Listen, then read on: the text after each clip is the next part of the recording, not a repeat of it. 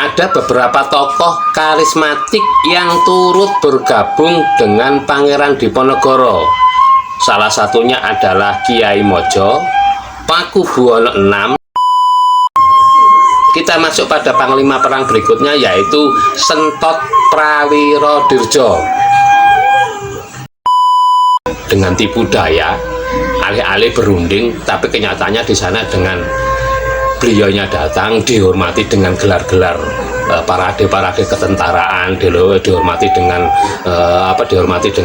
upacara-upacara kemiliteran, tapi tidak tahunya beliau ini disergap.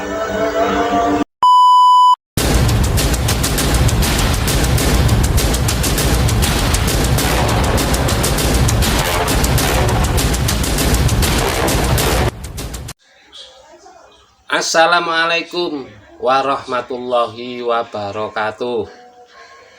Kita berjumpa kembali dengan channel Tukang Ojek Online yang menceritakan tentang sejarah kepahlawanan bangsa, yang menceritakan tentang sejarah berdirinya bangsa, yang menceritakan tentang sejarah-sejarah nasional, sejarah-sejarah yang ada di NKRI ini.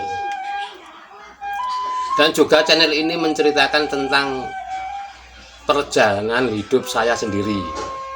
Maka channel ini berisi dengan serba-serbi kehidupan saya pribadi sehari-hari. Dan juga channel ini juga diisi dengan ngaji-ngaji bareng oleh Kiai Haji Bahaudin Nur Salim. Dan saya juga selalu berdoa untuk rekan-rekanku, untuk sedulur-sedulurku, untuk saudara-saudaraku. Saya selalu berdoa semoga kalian semua selalu mendapatkan rezeki yang banyak, selalu mendapatkan kesehatan yang sesehat-sehatnya, selalu mendapatkan kebahagiaan, dan selalu bisa bersyukur. Amin, amin ya robbal alamin. Baik, langsung saja kita mulai bagian keempat dari sejarah perjuangan perlawanan Pangeran Diponegoro terhadap penjajahan Hindia Belanda, yang mana yang kemarin sudah masuk pada season 3 atau jilid ketiga,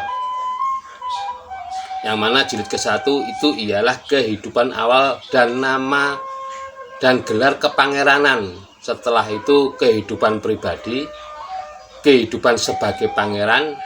Yang jilid ketiganya adalah Pangeran Perang Diponegoro yang berlangsung pada tahun 1825 sampai dengan 1830. Saat ini masih memasuki Perang Diponegoro, tapi menceritakan siapa-siapa panglima perang dari Perang Diponegoro ini atau Perang Jawi. Ada beberapa tokoh karismatik yang turut bergabung dengan Pangeran Diponegoro. Salah satunya adalah Kiai Mojo, Pakubuwono VI, dan Raden Tumenggung Prawiradikdaya. Nah, sudah diceritakan di awal di bagian ketiga kemarin siapa itu Pakubuwono VI, siapa itu Kiai Mojo, dan Raden Tumenggung Prawiradikdaya.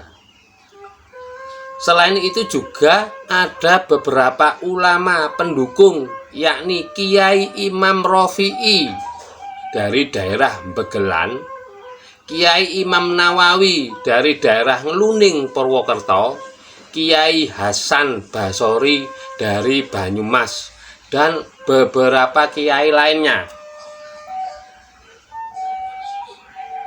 Kita masuk biografinya Kiai Mojo. Kiai Mojo atau Kiai Mojo IV memiliki nama kecil Muslim Muhammad Khalifah, merupakan buyut dari Kiai Mojo I atau RT Citra Soma. RT ini mungkin bisa diartikan, kalau tidak salah ya, kalau tidak salah ini bisa jadi Raden Tumenggung. Tapi berhubung di sini tidak disebutkan siapa atau kepanjangan dari RT ini, maka saya akan menyebutkan RT saja. RT Citrasoma pada tahun 1788 sampai dengan 1820. Cucu Kiai Mojo II, putra dari Kiai Mojo III, yang dikenal sebagai Kiai Baderan I, memiliki nama Imam Abdul Arif atau Ngabdul Ngarep.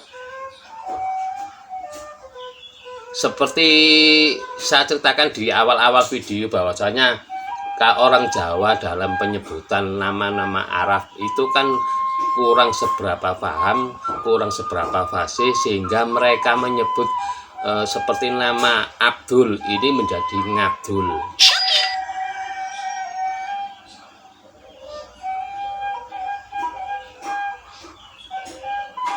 Imam Abdul Arif atau Ngabdul Ngarep mendapat anugerah wilayah Mojo, Dukuh Mojo Wetan, Desa Tegarejo, Kecamatan Sawit Boyolali, dan Baderan. Saat ini masuk wilayah Sidowayah Polan Harjo Klaten, yang saat itu masuk wilayah Pajang, bagian dari Kesunanan Surakarta, sebagai tanah perdikan dari Pakubuwono IV. Muslim Muhammad Khalifah yang kelahiran Mojo meneruskan tugas ayahnya sebagai guru agama di Pondok Pesantren Mojo, dan banyak putra dan putri dari Keraton Surakarta belajar di pesantrennya. Di kemudian hari, beliau terkenal sebagai Kiai Mojo IV. Ibu Kiai Mojo yakni R.A. Mursilah. Di sini saya juga tidak bisa menerangkan R.A. ini Raden Ayu atau Raden Ajeng. Saya tetap akan membacakan sebagai R.A. saja. R.A. Mursilah adalah saudara perempuan Sultan Hemangkubuwono III. Jalinan persaudaraan dirinya dengan Pangeran Diponegoro kian erat setelah Kiai Mojo menikah dengan janda Pangeran Mangkubumi yang merupakan paman dari Diponegoro. Tak heran Diponegoro memanggil Kiai Mojo dengan sebutan paman, meski relasi keduanya adalah saudara sepupu. Jadi beliau ini, Kiai Mojo, adalah seorang kiai yang mempunyai pesantren, dan banyak putra dan putri dari Kesultanan Surakarta ini yang mondok di tempat beliau. Dan kebetulan beliau juga menikah dengan janda Pangeran Mangkubumi. Beliau juga masih keturunan berdarah biru, karena beliau adalah keponakan dari Sultan Hemangkubuwono III, yakni dari saudara perempuan yang bernama R.A. Mursilah.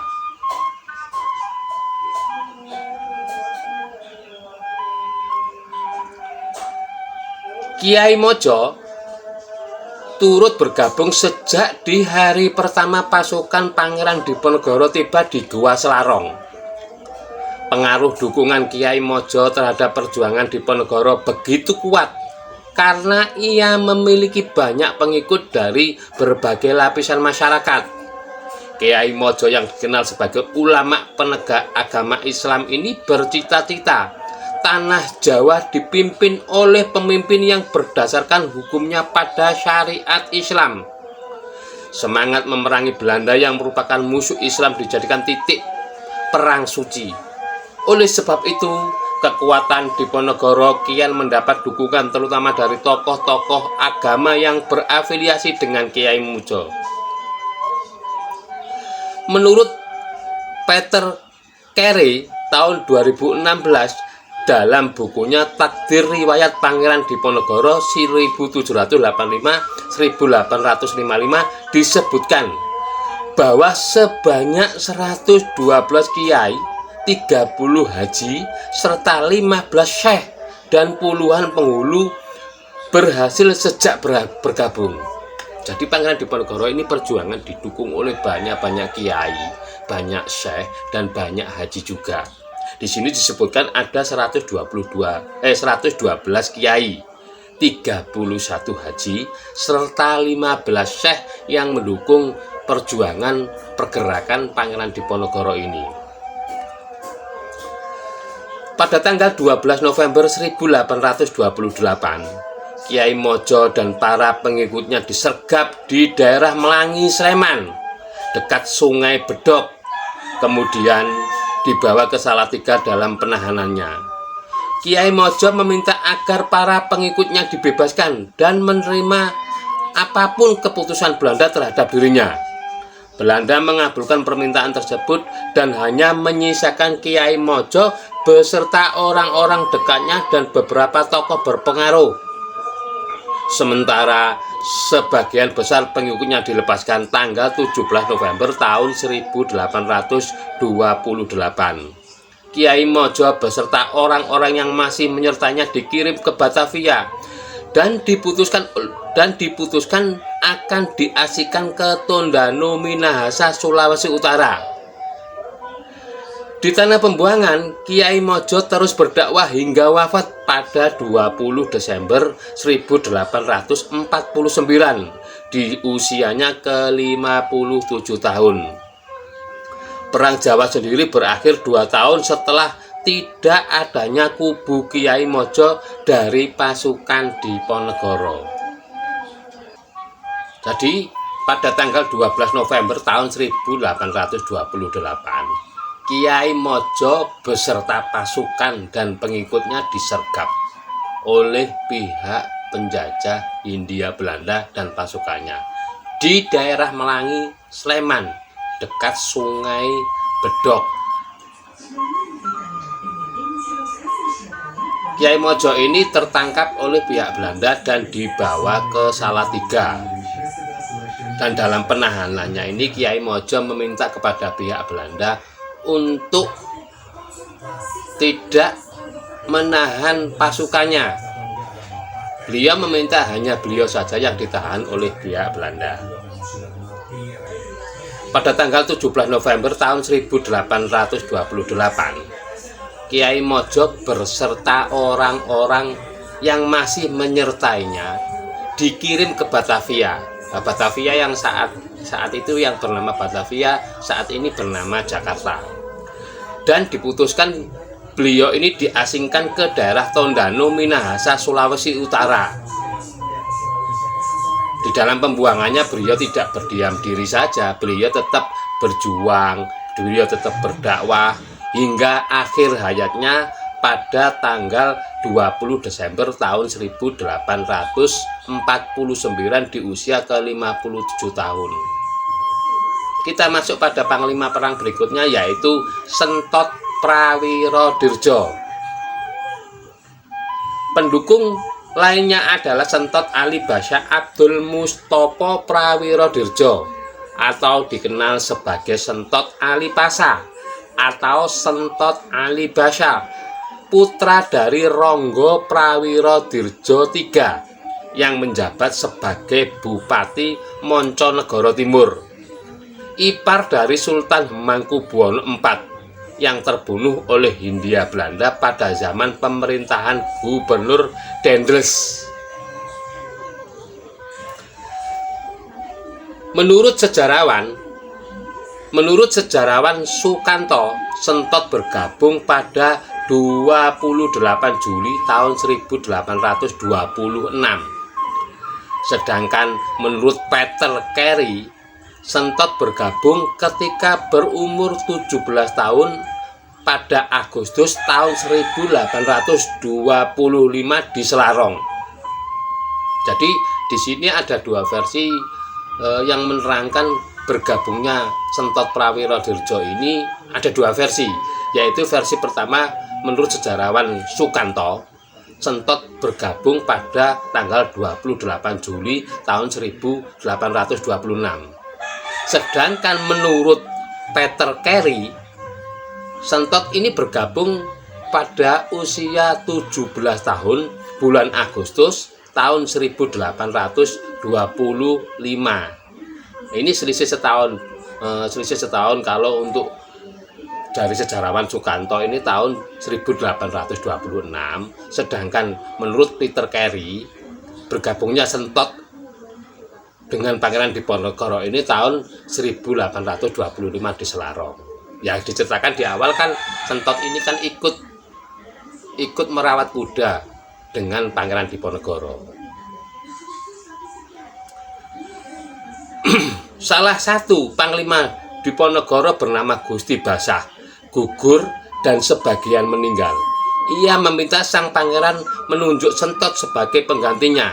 Jadi salah satu panglima perang Panglima Diponegoro ini gugur, yang bernama Gusti Basah ini gugur, sehingga para petinggi-petinggi yang lainnya meminta agar menunjuk Sentot Prawirodirjo ini sebagai panglima perang yang berikutnya, sebagai pengganti dari Gusti Basah yang gugur tadi. Setelah diangkat menjadi senopati, Sentot berhasil memukul mundur tentara Solowejin di Progo Timur pada 5 September tahun 1828. Beberapa minggu kemudian, Sentot juga berhasil memenangkan peperangan di Magelang dan Banyumas. Strategi perang yang digunakan Sentot adalah penggerbekan dengan menggempur sekeras-kerasnya dengan pasukan penuh.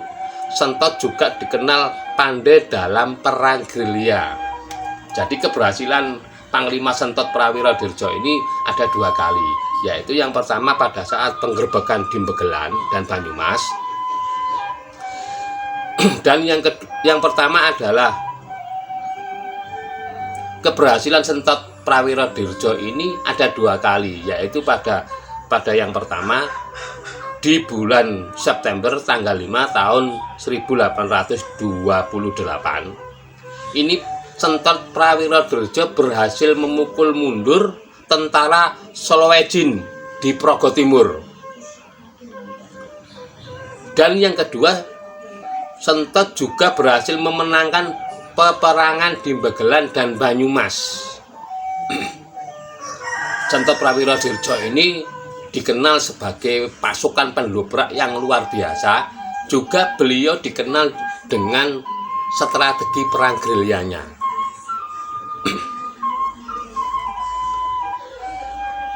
Gelar Basha atau Pasha diilhami oleh sosok Usamah bin Zaid, Panglima Turki yang memimpin perang melawan bangsa Romawi dalam usia 17 tahun.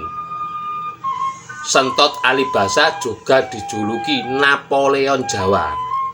Sentot memimpin pasukan sebanyak 1.000 orang dan menyandang senjata dan mengenakan jubah dan sorban. Struktur pasukannya pun mirip sebagai pasukan Turki Utsmani.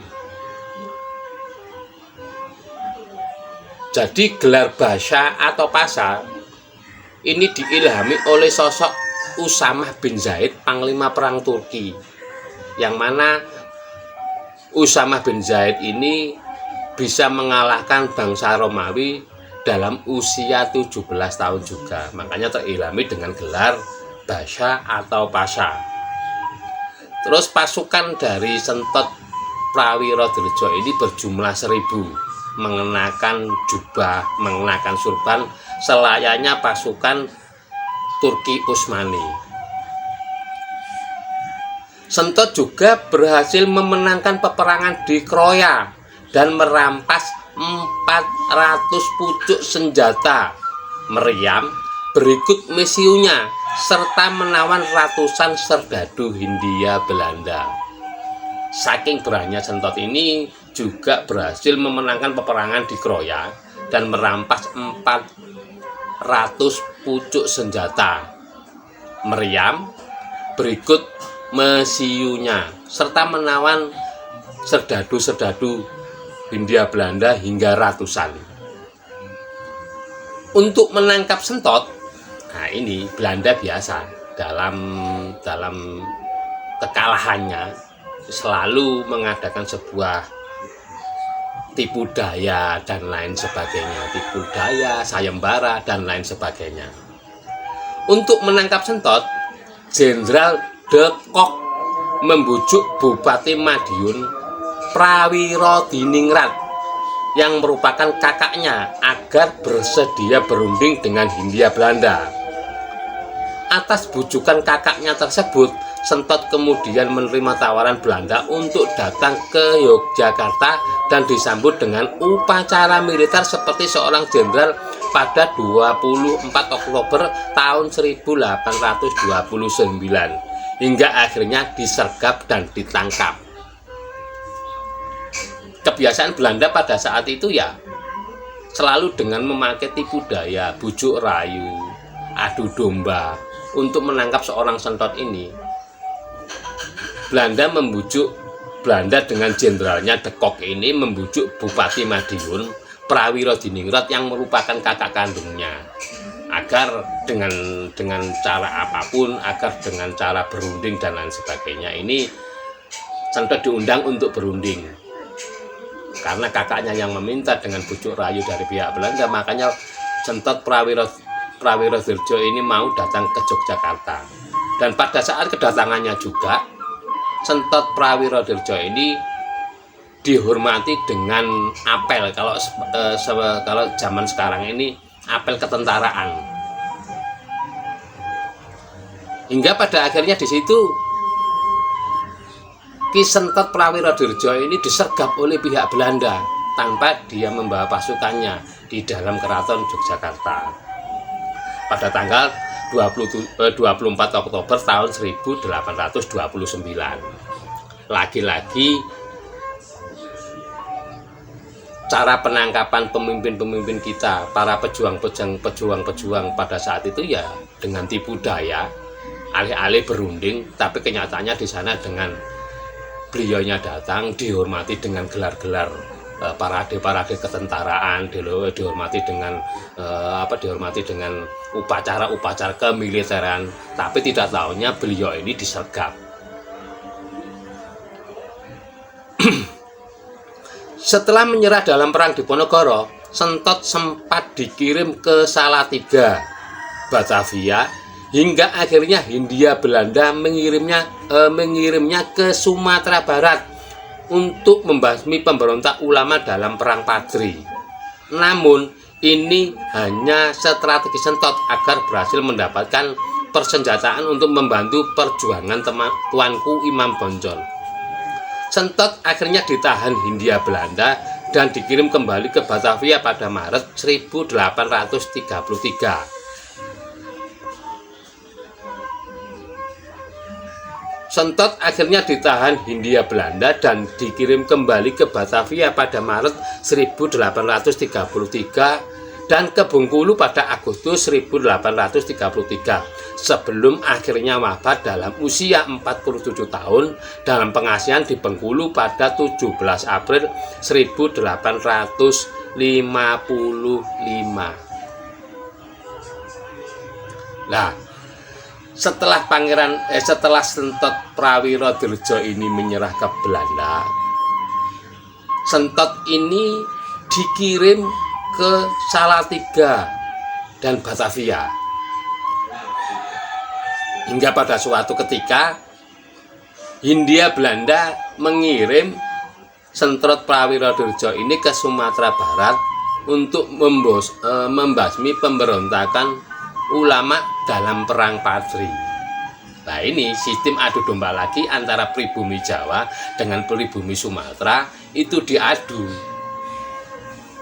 Karena apa? Merasa mungkin Panglima Sentot ini sangat piawai dalam mengendalikan pasukan dan pasukannya banyak, dibantu dengan pasukan Belanda. Beliaunya ini dikirim ke Sumatera Barat untuk membasmi pemberontakan ulama perang Padri yang dipimpin oleh Tuanku Imam Bonjol. Tapi, nah ada tapinya, tapi ini hanya strategi dari Sentot Prawiro Dirjo sendiri. Ini strateginya. Strateginya adalah agar beliau mendapatkan persenjataan untuk membantu perjuangan Tuanku Imam Bonjol. Namun akhirnya juga ketahuan oleh pihak Hindia Belanda. Dan akhirnya beliau dikirim kembali ke Batavia pada Maret 1833 dan diasingkan lagi ke Bengkulu pada Agustus 1833. Dan beliau wafat pada usia 47 tahun dalam pengasingannya di Bengkulu pada April 17 tahun 1855 atau pada tanggal 17 April tahun 1855.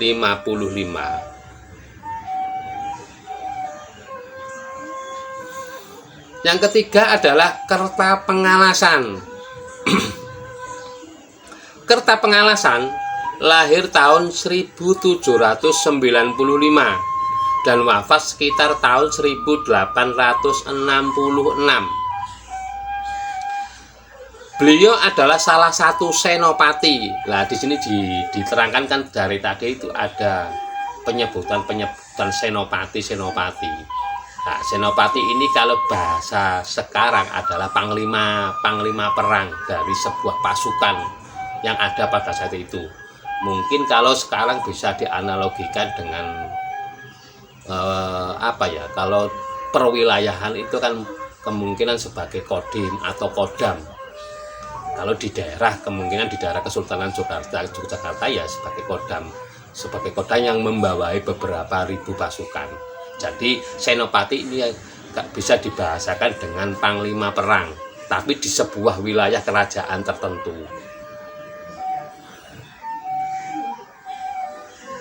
Kertapengalasan lahir tahun 1795 dan wafat sekitar tahun 1866. Beliau adalah senopati Pangeran Diponegoro. Beliau, Kertapengalasan ini dipercaya oleh Pangeran Diponegoro untuk memperkuat sistem pertahanan pusat negara di Pleret. Jadi jabatan beliau itu sangat strategis, yaitu diberi kekuasaan untuk memperkuat sistem pertahanan di kota pusat atau pusat negara di daerah Pleret. Sebelum perang, Kertapengalasan adalah kepala di desa Tanjung Nanggulan, Kulon Progo. Dia diperintah oleh Pangeran Blitar I, salah satu putra Sultan Hamengkubuwono I, untuk mendukung perang Pangeran Diponegoro. Jadi beliau ini adalah seorang kepala desa di daerah Tanjung Nanggulan. Beliau ikut berperang karena diperintah oleh Pangeran Blitar I, yang kebetulan Pangeran Blitar I ini adalah salah satu putra Sultan Hamengkubuwono I. Baik para sedulur-sedulurku, kiranya cukup sekian dulu episode Perang Diponegoro, episode perlawanan Pangeran Diponegoro yang saya akhiri dengan tadi dicerita Kertapengalasan. Nanti cerita Kertapengalasan ini akan saya ulang di episode berikutnya. Berikut para pendamping daripada Panglima Perang Diponegoro ini. Pendamping yang pertama adalah Joyo Suroto. Pendamping yang kedua adalah Banteng Waring. Setelah itu memasuki strategi perang Sang Pangeran. Setelah itu taktik Hindia Belanda. Setelah itu dilanjutkan lagi dengan negosiasi dan pengkhianatan. Oke para saudaraku, mungkin sekelumit sejarah perlawanan Pangeran Diponegoro, perang Pangeran Diponegoro ini bisa membantu kita merefleksikan kembali, membantu kita mengingat-ingat kembali sejarah perjuangan para pahlawan nasional kita. Semoga berguna, semoga bermanfaat. Saya akhiri cerita ini dan bersambung di episode berikutnya. Akhirul kalam, wabillahi taufik wal hidayah. Wassalamualaikum warahmatullahi wabarakatuh. Salam sehat, salam waras, Salam seger waras dan salam otak waras. Menolak lupa.